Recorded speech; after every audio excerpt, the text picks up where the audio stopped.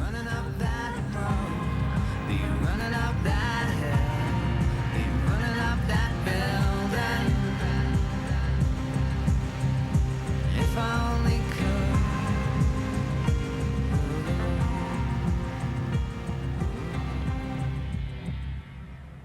Aisha, así que aquí en Laredo es donde se han gestado Las Herederas. Bueno, más bien es donde he terminado de Ah, escribir Las ¿la habías Herederas. empezado ya antes? La empecé, Ah. sí, la empecé en un pueblo muy pequeñito del norte de Burgos, que es de hecho donde transcurre la novela, pero tanto mi estancia en este pueblo como mi estancia ya definitiva aquí sí que tiene que ver un poco con lo mismo, que fue nuestro impulso de huida, de escapada después del confinamiento que nos pilló en la ciudad, en un piso pequeñísimo, y dijimos, no volvemos a la ciudad, ¿no? La acción transcurre precisamente en ese pequeño pueblo burgalés, con nombre ficticio en la novela. ¿Y allí quién llega y por qué? Bueno, pues llegan 4 mujeres, 2 parejas de hermanas que son primas entre sí, y llegan a esta casa que acaban de heredar porque su abuela, que era la que residía en ella, ha muerto. El tema es que la abuela no ha muerto en cualquier circunstancia, la abuela se ha suicidado, y bueno, pues esta pregunta inicial, ¿no?, de pues todo suicidio, creo que es una pregunta sin muchas veces respuesta, pues es una de las claves con las que abre la novela.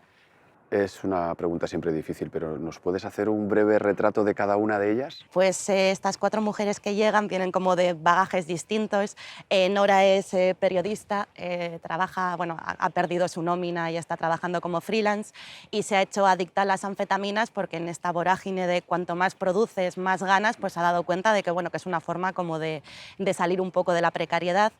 Luego está su hermana Olivia, que es, digamos, la más responsable de las 4. Ella es médico, es cardióloga, y ella viene obsesionada con intentar dar respuesta, ¿no?, como a la muerte de la abuela. Y luego las otras 2 hermanas son Erika y Liz. Erika es un poco la New Age, la espiritual del grupo, ¿no? Y ella, por ejemplo, no tiene como tanto problema con intentar dar respuesta, ¿no? Ella entiende que hay en esta vida grandes preguntas que no tienen respuesta y está como un poco más tranquila con el tema de la abuela. Y luego está Liz, su hermana, que es la que viene, bueno, con un cuadro de psiquiatrización profundo porque acaba de ser madre y en su posparto, digamos, que tuvo un episodio que ha sido catalogado como psicótico. Estas 4 mujeres tienen sus miedos, tienen sus obsesiones y un poco como la idea extendida de que la locura forma parte de su ADN y de que poco pueden hacer, ¿no?, para escapar de ella. Claro, sí, hay una especie como de fantasma familiar doble, ¿no? Está el fantasma de la abuela que se ha suicidado en la casa a la que sucede la novela, pero también la abuela representa este fantasma del el miedo a la herencia, ¿no? El miedo a heredar los pecados de los padres, y en este caso pues el miedo a que la locura sea una especie como de determinismo que corre en los genes. En la novela hay una clara denuncia precisamente de cómo la psiquiatría actúa en la sociedad actual, ¿no?, con la sensación de que esos diagnósticos que nos suelen dar nos roban el relato de nuestra propia vida. Claro, a mí me da mucho miedo la idea de que un diagnóstico, ¿no? Es decir, a ti un diagnóstico te lo da un profesional en un momento determinado en el que exhibes una serie de síntomas, es contextual, ¿no? Y sin embargo los diagnósticos se vuelven algo casi identitario, se afianzan, y a mí me da mucho miedo la idea de que se puedan volver incluso como profecías autocumplidas, ¿no? Y parte del riesgo, parte del miedo con el que conviven estas mujeres es ese, ¿no? La idea de el diagnóstico que le han impuesto a la abuela, que obviamente si se ha suicidado es porque estaba loca, tiene como el peligro de acorazarse, ¿no?, de hacerse piedra y de volverse como una especie de destino compartido para todas ellas. ¿Podemos decir que la salud mental sigue estigmatizada en nuestra sociedad? Bueno, está muy estigmatizada, sobre todo, es decir, creo que hay diferente tipo de cuadros, ¿no? Hemos normalizado mucho cuadros depresivos, la ansiedad, pero las mujeres que sufren, bueno, pues lo que se considera patologías psiquiátricas mayores, ¿no?, esquizofrenias, etcétera, pues sí que siguen teniendo, de hecho, muchísimo miedo a que se conozca su diagnóstico en el ámbito laboral, etcétera. Es decir, sigue siendo una excusa para quitarte derechos y para quitarte la autonomía y para quitarte la capacidad de esgrimir un relato coherente, ¿no? Si estás loca, ya nada de lo que digas va a ser considerado como digno, como, bueno. Lo del suicidio de la abuela al principio de la novela, la verdad es que impacta de una manera especial, porque es verdad que el tema del suicidio es un tema tabú socialmente hablando, ¿no? Pero el hecho de que sea una anciana, una mujer mayor, la que tome la decisión de suicidarse, yo creo que sorprende mucho al lector. A mí también me sorprendió. Recuerdo que cuando me puse a investigar sobre el tema miré estadísticas de suicidio y recuerdo la sorpresa cuando comprobé que el rango de edad donde más suicidios se registran es en mayores de 65, ¿no?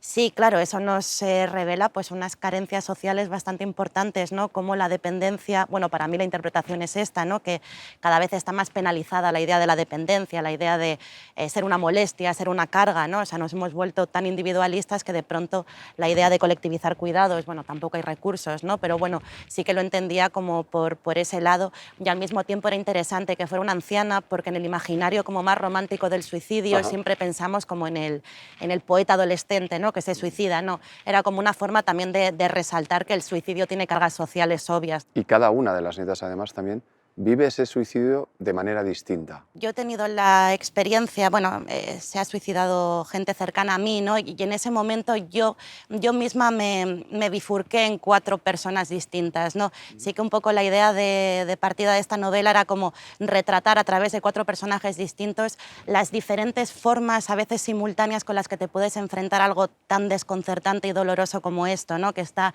la idea de respetar, ¿no? Pues bueno, lo hizo, él lo quiso así, ella lo quiso así, pues hay que respetarlo. Está la idea de no aceptarlo, de intentar darle un porqué, una respuesta ante todo, ¿no? Está la idea de eso, de considerar que en el caso de las protagonistas que se debe a la enfermedad mental, que se debe a la adicción, que se debe a la locura y por tanto es algo como determinista, ¿no? Hay como diferentes explicaciones, ¿no? que barajas cuando te sucede algo así que intenté asociar con cada una de las protagonistas. Mira que hemos hablado bastante de las 4 protagonistas, pero fíjate tú que el papel de la abuela es fundamental, porque la abuela es Sí. como un fantasma que está todo el rato presente, ¿eh?, en la novela. Totalmente, y creo que va cambiando, ¿no? Pasa de ser un fantasma en el sentido negativo, casi como un lastre, ¿no? El miedo a la herencia, el miedo a que nos contamines, ¿no? Y se acaba convirtiendo en una figura que a mí me recuerda más a esta figura de, no sé si de los chamanes, pero sí de los que te guían cuando tienes Sí. un viaje de ayahuasca, ¿no? Como esta figura que te lleva a través de un viaje desconocido y te da la mano, ¿no? En esa casa de la abuela no solo vamos a encontrar hierbas medicinales, también encontramos muchos medicamentos. Y ahí es donde tú entras a degüello con el tema de que vivimos en una sociedad muy dependiente de los medicamentos, ¿no? Bueno, el problema es que nos obligan a producir aunque no podamos, ¿no? Está prohibido estar cansado, está prohibido estar enfermo y por tanto ahí sí que hay una sobremedicalización que tiene que ver con hacernos hábiles, ¿no? Sí que creo que se están medicalizando muchos sufrimientos que tienen que ver con experiencias humanas normales, duelos, bueno, incluso enfermedades no psíquicas, ¿no? Pero claro, como no se nos permite parar, como el sistema va muy deprisa y tenemos que estar todo el rato dentro de su vorágine, pues nos acabamos medicando para seguir produciendo. No dejo de darle vueltas a la reflexión de Aisha de la Cruz, de que el sistema nos prefiere drogados y proactivos para no parar de producir. Y eso que yo no necesito dopaje alguno para ir como una moto. Y justamente el otro día pensaba en el filósofo, sociólogo y jurista Antonio Escotado, fallecido hace ahora 1 año, que dedicó gran parte de su vida al estudio de las sustancias psicoactivas. Hablando con propiedad, drogas psicoactivas son un grupo muy determinado de sustancias capaces de modificar nuestra forma de sentir, nuestra forma de percibir el mundo tanto exterior como interior.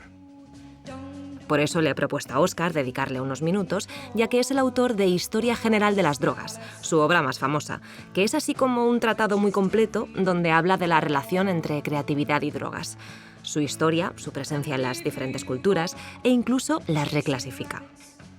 Como se trata de sustancias que nos interesan en tanto en cuanto nos afectan, hay que pensar en su función. Y a mi juicio es proporcionar alguna forma de paz. El grupo de las drogas analgésicas, drogas de energía y drogas visionarias de viaje o de excursión psíquica.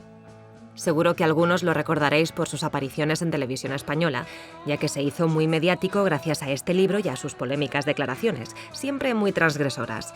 Pero como gran intelectual que fue, en sus obras habla de muchos otros temas, como el movimiento comunista, la realidad y la sustancia, el comercio o la comedia. Filosofía es dar sentido a ese puñado de palabras, porque sea una docena o menos, que articulan en general el lenguaje. Espacio, tiempo, materia, ser, nada.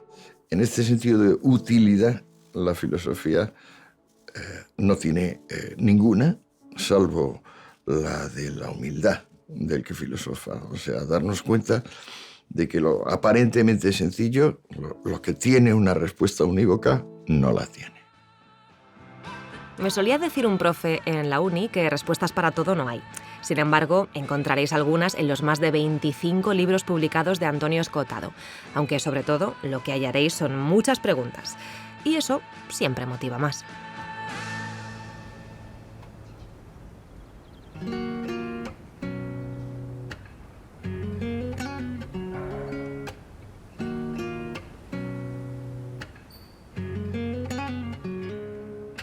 Otro tema importante de tu novela es el tema de la maternidad. Bueno, sí, creo que es la primera novela que escribo después de haber sido madre, ¿no? Y es curioso porque parte de mi cuestionamiento, ¿no?, de ciertos discursos sobre salud mental tuvo que ver con la experiencia de la maternidad y con lo que se me había contado sobre la depresión posparto. Yo de pronto me vi en unas circunstancias de crianza muy adversas, ¿no?, en pleno confinamiento, con muy pocos ingresos, con muy poco trabajo, ¿no? Y ahí te das cuenta de, hombre, pues quien se deprime en estas condiciones se deprime por causas externas y no por las hormonas o lo que sea, ¿no? Obviamente es una experiencia muy dura. Entonces, como también hubo una especie como de reflexión propia sobre esto, pues al final acabó apareciendo. ¿Tienes la misma impresión que tenemos algunos de los que hemos leído Las herederas, de que este libro va a ser un punto de inflexión en tu carrera literaria?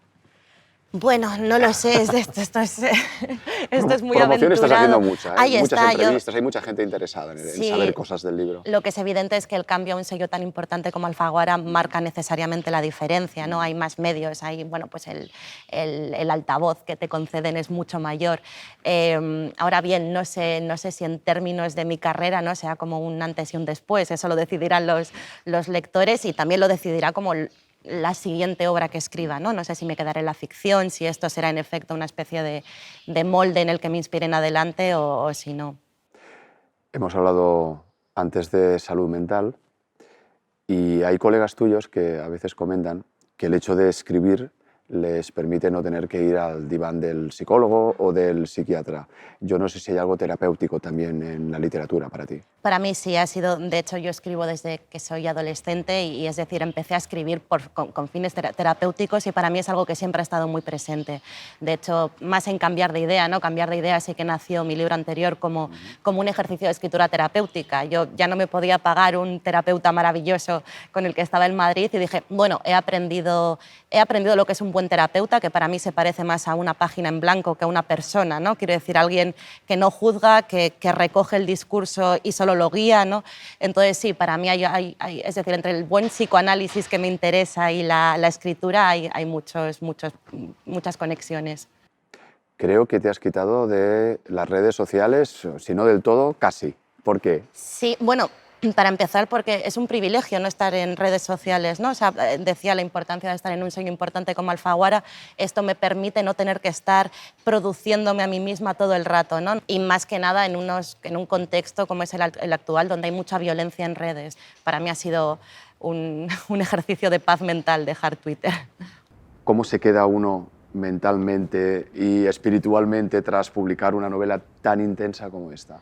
Pues la verdad es que bien, con una sensación de liberación, de vaciamiento, incluso que es agradable después de lo intenso, en efecto, que fue el proceso de escritura. O sea, que no hay depresión post-libro, vamos, eso tampoco. Bueno, hay que volver a la realidad, que ya es complicado, ¿eh? pero no ha habido tal cosa como depresión.